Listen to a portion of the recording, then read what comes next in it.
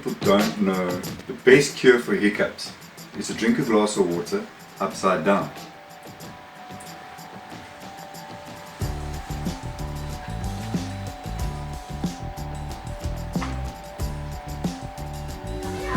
You can carry on drinking until the glass is finished and you get another glass if it still doesn't work.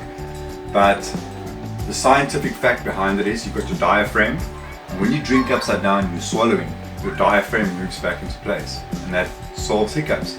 Now, me knowing this since standard 4, which is probably about 9 years old, I'm in my 40s, I've grown to just be able to move my head down and just swallow. And just keep swallowing until the diaphragm moves into place. So that's the cure for hiccups.